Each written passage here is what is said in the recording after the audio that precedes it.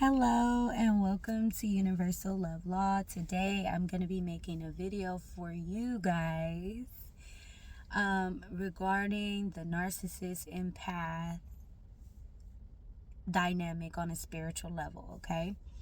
So there's a lot of information in the world about the narcissist empath dynamic. There's a lot that touch bases on it psychologically and how it's rooted in your attachment style and early childhood experiences, but this video is going to be focusing more on the spiritual inclination of it, and the reason why an empath and narcissist are together and what it would take for them to separate and evolve on both levels.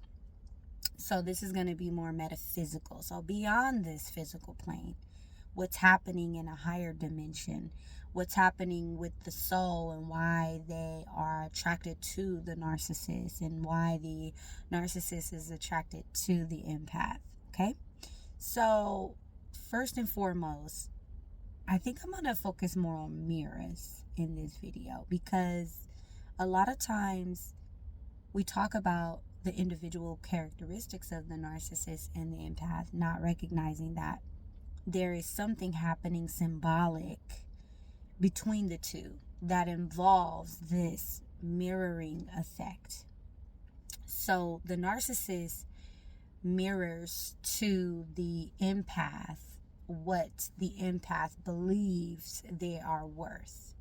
So this is why a lot of people in the medical field or psychology field would say that the empath has victimhood qualities or have early childhood experiences that has shaped and molded them in a way where they have like low self-esteem and things like that, to why they put up with the behaviors of a narcissist.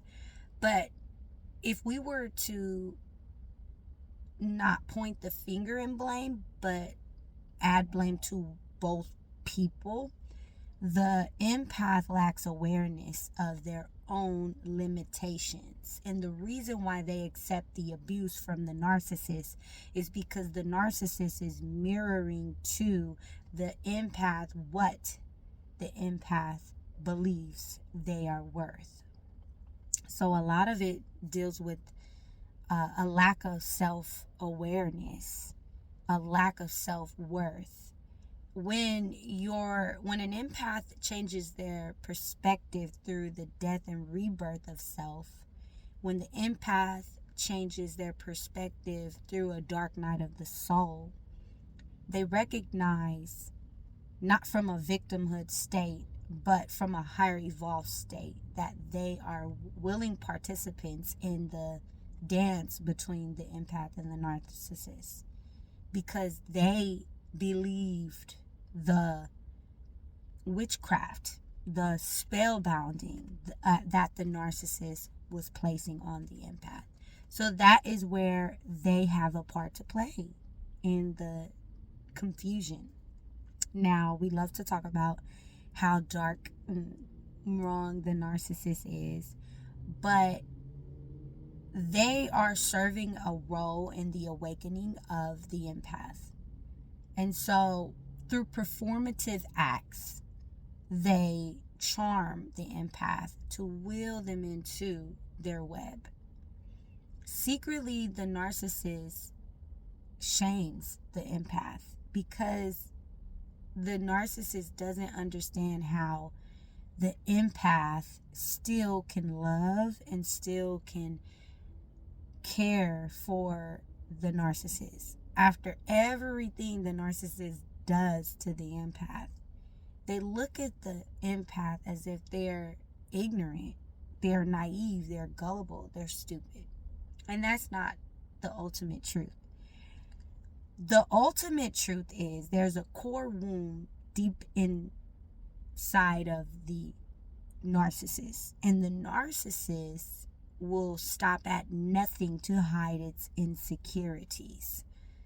So when the narcissist exposes that they are toxic, that they shift blame, that they gaslight, that they commit acts but don't take ownership for the acts they committed, and they see the empath doesn't respond with boundaries or with truth, then that's when the narcissist recognizes the power that they can hold over the empath. And this enables the narcissist to continue that behavior and stop at nothing to keep the empath controlled and bound. So it's a spiritual war of domination and submission. The narcissist over time reveals how dark and gruesome their behavior can become, only because the empath enables it. So the empath can have some dark, twisted tendencies that are learned through the narcissist's behavior because they feel a sense of obligation, saving, and they feel power in the relationship because they know the narcissist needs the empath for something. So that's another reason why the empath is at fault or is to blame, because it is not your role and responsibility to save someone else from their own inner turmoil. And a lot of times the empath believes that they're able to save the narcissist even if they engage from a distance. But the connection to the narcissist needs to be completely destroyed and completely no contact. It should be completely dismissed and ended in order for the empath to wake up and see what the soul contract was in the originality between the empath and the narcissist in the first place. Because there is a design in it. And this, when a narcissist activates an empath, they walk into their higher truth where they're able to mend the hearts of others through their shared experiences, maybe within their own social circles, maybe in the relationships that they have, and maybe in the world. I firsthand experienced narcissistic abuse not only in friendships but in relationships, and so I can testify my role as an empath playing a part in the destruction of the narcissist and understanding the importance of completely calcifying and disconnecting and cutting the cord with the narcissist. It's the only way that the empath can walk in their higher truth and help others walk in theirs, so that the narcissist can begin their process of evolution. And this may take lifetimes. We're talking spiritual, we're talking metaphysical. So the narcissist again will stop at nothing to hide their own insecurities. So they find one they would think is a weaker vessel because they lack emotional intelligence. Some of them can be highly emotionally intelligent but lack the empathy. So they can play on the empath. And it's a psychological warfare, but it's all designed to activate the empathic's role in society, in their own personal lives or for the world, and to activate the awakening in the narcissist. Because when a narcissist loses the supply of a lifetime, someone that genuinely cared, it does awaken something in the narcissist, even if it awakens them to their identity in its realest, rawest form, which may be them facing the reality that they are heartless, that they are selfish, that they are manipulators, that they are liars. They may know this but not want to admit it, and some of them don't know this. So an unaware narcissist is the most dangerous because they're operating from such a hurt place that they'll always revert back to the womb that created them to become a narcissist in the first place. They'll always revert back to that as their defense mechanism and the reason why. And the empath is so nurturing and loving because they can see past the hurt and pain of the narcissist, but they lack self-love. A lot of empaths were neglected in childhood. They were not appreciated for their gift to see people fully and wholly, and they were pushed to the side because they didn't demand attention and affection. So the empath has a very passive role in society, and they're trying to find a place to belong. And this kind of goes along with the void attachment series that I've created, where the empath has a lot of voids within, trying to find a place to belong. And when they find someone that activates their savior complex, they are rewarded with this dopamine rush, through this adrenaline rush from saving the narcissist. And it can get convoluted. Okay, so we're going to talk about not just the spirituality of it, which there's a mirror of a wound that's deeply ingrained in both people, where the empath does have very low self-esteem and low self-worth, to the point where even if they are worthy of love and valuable, which they are, they don't believe it, and the narcissist projects that to them, and it's a perfect union because the empath projects this love unconditionally to the narcissist that feeds their ego and blinds them to the true reality of what they're causing. So they both enable each other's fears, and they mirror and reflect back each other's wounds, not to align with higher truth, but to continue to perform, to bound one another to the karmic loop until someone is tired, and that can last lifetimes. Now let's talk about the core root of this psychologically, using logic. Okay, that's where psychology comes into the play. So maybe you're someone that experienced this. When a child is in early infantry, if they're neglected during that first 5 years of life in any way, this creates a memory in their subconscious mind through the neurotransmitters of the brain. This is where early childhood comes into play. So a child has something called synapses, which are neurotransmitters that program the child into processing the world around them, their environment, through their 5 senses. These neurotransmitters are the foundation to the nervous system of the child.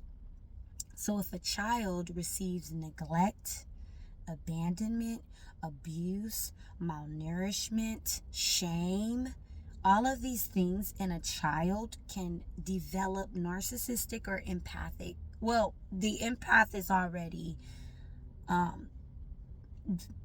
cultivated before birth, because this is a soul gift to be an empath. You're in tune with the emotions of others in a very compassionate way.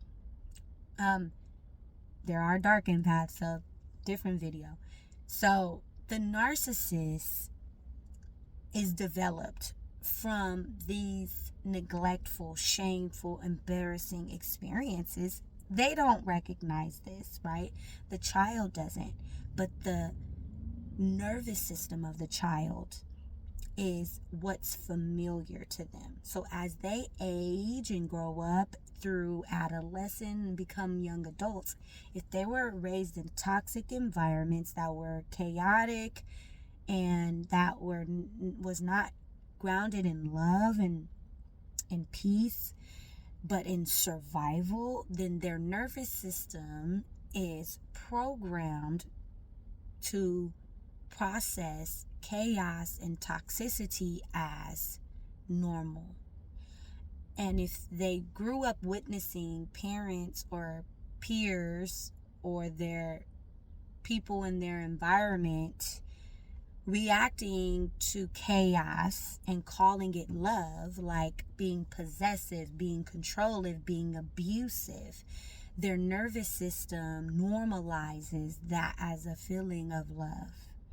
So an empath born in a neglectful environment will naturally be prone to attracting a narcissist that was also born into a toxic environment, because both of their nervous systems normalize chaos as love, toxicity as passion. So they're both mirroring a wound in one another, but one fights to win, the other one fights to win, but for different reasons. The narcissist fights to win to protect their ego from recognizing the truth. The ego protects them in their illusion of self, this false perception of self. So they need to supply someone that can feed their ego and strengthen their ability to see their self as grand, although they're carrying a lot of negative, toxic characteristics that need to be changed and evolved. Now, the empath plays a major role because they can naturally sense the truth of a person. They can sense the wholeness of a person. So they don't try to shake things up because they want the narcissist to heal, but the narcissist will hide their insecurities at all costs and live in their ego. So the empath doesn't realize they're playing a game that will they'll never win. It's inevitable. And so the only way a narcissist and an empath can come together and evolve spiritually is if it was already designed in their soul contract. If there wasn't so much damage done to where they can heal once the narcissist recognizes that they're the prime reason why they have issues in their world, and stop projecting and blaming everyone, then the narcissist can step into their rightful truth and recognize their patterns and heal and transmute that energy, which takes a long time. It's harder for the narcissist, sadly. But it's also harder for the empath that lives in an illusion that they've created with the narcissist, because now the empath fights to keep their ego alive. And the ego is the persona developed in the illusion. So if the illusion cracks, the ego cracks, and the identity shifts, and they both recognize that they're both enabling each other to stay bound and not evolve. Now, I explained the dynamic. Let's move into the higher perspective and how time and fate, destiny, and karma work together in order to shift the reality of both people. So spirit does not reward a soul that is staying in limbo or karmic loops. There's no reward there. Time records the relationship, and some people may look at the empath and look at the narcissist and say, how are they still together? Maybe there's another empath that really loves that empath that's stuck to the narcissist and suffers watching that empath suffer with the narcissist. Or maybe it might be someone that just loves the empath and doesn't recognize that they need to wake up into their higher calling. And it's not their place to judge or to change it. We're all here as observers. So if you know an empath that you love and care about that's bound to a narcissist, you can do ceremonies sacredly. Not big grand ones, but just maybe light a candle and set an intention that they're able to awaken to the truth in divine timing, not in your timing, right? And so time does not reward the narcissist. Time does not reward the narcissist or the empath, and karma is going to balance itself out with both people. The empath is going to have to continue to learn lessons surrounded by survival love and self-sacrificing martyrdom, and the narcissist is going to have to learn lessons around manipulation, guilt, emotional blackmail, all of these things. And what energy is put out will come back. So that's why the time is not gonna collapse and accelerate the growth of their union. What's gonna happen is time is going to allow them to keep continuing the pattern, the karmic loop, until one gets burdened or one burns out.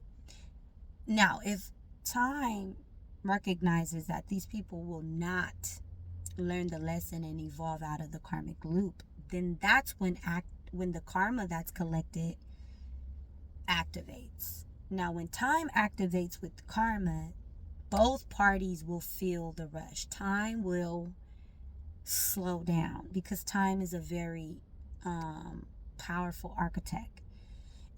Time knows how to create the illusion of suffering through expansion and contraction. So time will allow itself to feel longer and the problem feel harder. This is why time is ruled by Saturn.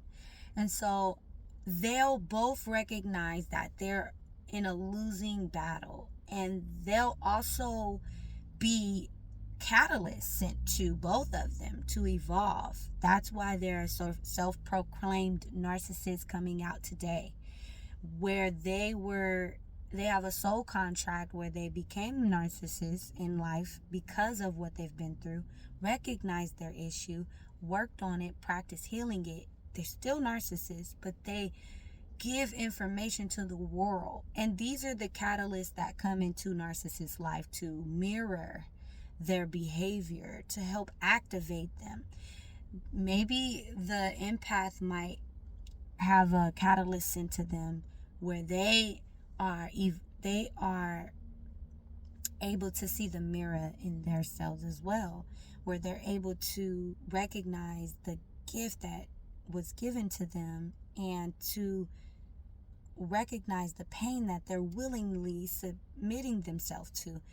And that catalyst will activate a change in that catalyst empath will activate a change in that empath. So both will receive warning before destruction. And then karma will hit areas of life that they cannot avoid. Finances, mental health, family. They'll begin to see the tower fall, right? And so this is why it's important to do the work. No one can escape. And I'm an empath that was a willing participant in the dance between a narcissist and myself, because I did have low self-esteem, because I did have low self-worth. And now I'm able to transmute that pain into passion through making these videos for the world to help activate the gift in you. So not only am I transforming generational curses in my own family unit, but in the people I love families unit, like people I know in my personal life, recognizing the legacies and recognizing the areas in life which can change and transform into a new direction, which will activate destiny for people. You activate destiny in others when you wake up to your calling as an empath, and you help them shift from lifetime of karmic loops, or long periods of time of a karmic loop and suffering and karma, and you move their trajectory in a path that was designed for their higher calling, and there's a great reward for that. So yeah, let me know what you think about this video below in the comments. I know that it's a very in-depth video and it has a lot of layers to it, but we're going to dissect it together and we're going to do this healing together. So I hope you're well wherever you are.